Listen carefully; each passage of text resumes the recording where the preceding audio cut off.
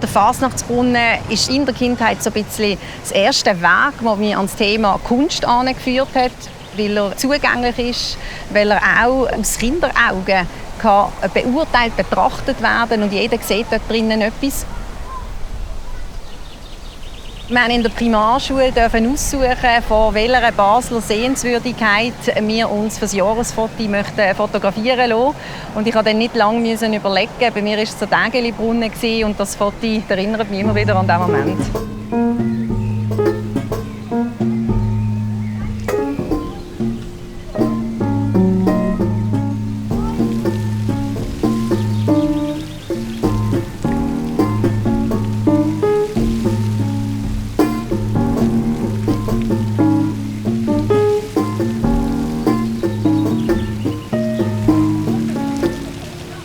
1975 kündigt die Genossenschaft Migro Basel zum 50-jährigen Jubiläum an, dass sie der Stadt ein Kunstwerk schenken will.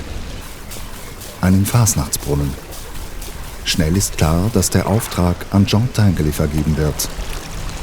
2 Jahre später, am 14. Juni 1977, reitet der Künstler auf einem Kamel auf den Theaterplatz ein und der Brunnen mit 9 Figuren wird feierlich eingeweiht.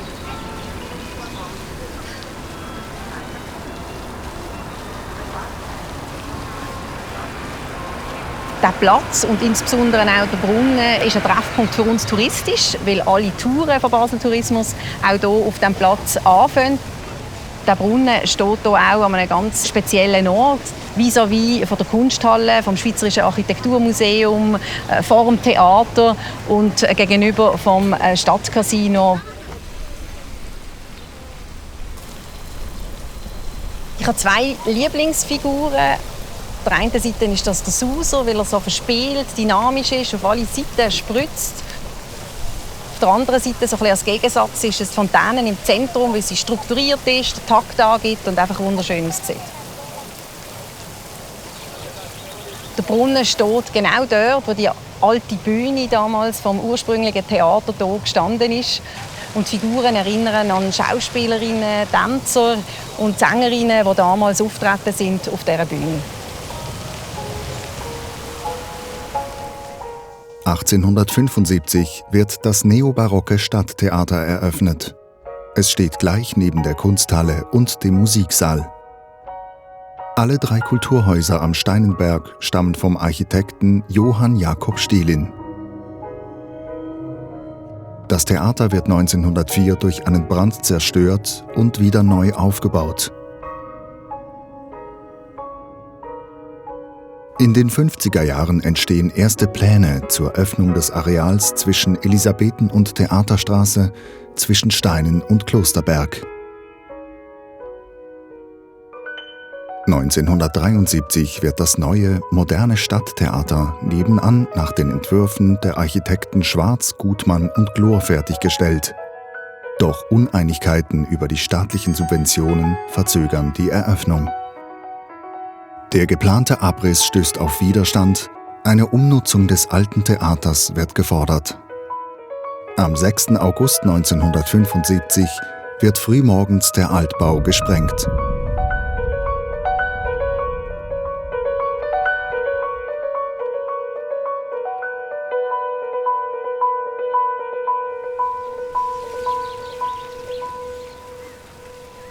Was mich auch sehr fasziniert, ist, dass der Jean Tinguely ein Material aus dem alten Theater hier in diesem Werk verwendet hat.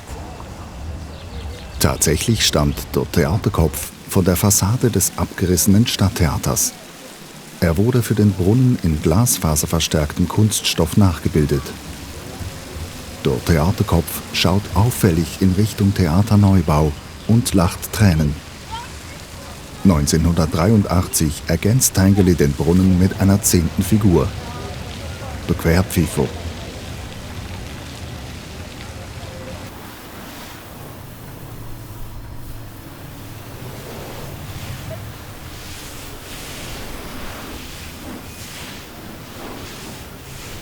Der Brunnen ist anspruchsvoll im Unterhalt.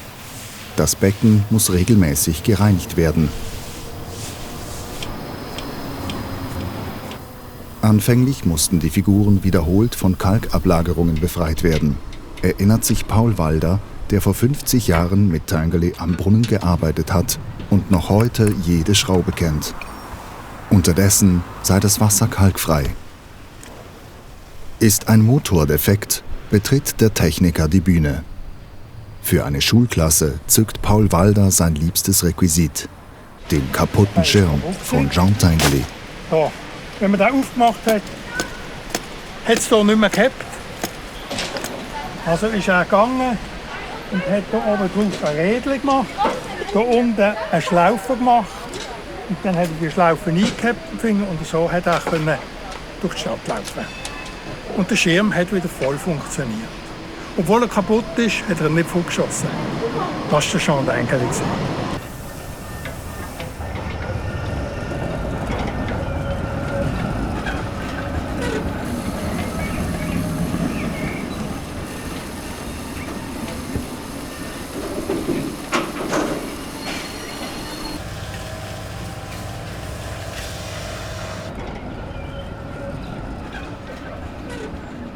Das Wasserbecken befindet sich am gleichen Ort wie früher die Bühne. Diese lag jedoch 3 Meter tiefer. 2 sich gegenüberliegende Chromstahllinien, die in die Wand der Unterführung eingelassen sind, markieren die effektive Bühnenhöhe. Inmitten all der schiefen Ebenen erinnert das minimalistische Kunstwerk 261 Meter über Meer ebenfalls an das Stadttheater. Der Basler Künstler Werner von Mutzenbecher tut dies auf bescheidene und zurückhaltende Art, ganz anders als der Fasnachtsbrunnen. Jeder kennt den Brunnen, jeder ist gerne da, und zwar in jeder Jahreszeit. Im Sommer, weil er irgendwie eine gewisse Frische gibt, im Winter, weil die Skulpturen teilweise eben auch gefrieren und unglaublich schön aussehen. Und weil er halt auch Themen aufnimmt, die den Baslerinnen und Basler wichtig sind, wie eine Fasnacht, aber auch wie die Kultur, indem er wirklich auch eine Hommage ist an das alte Theater, das hier gestanden ist.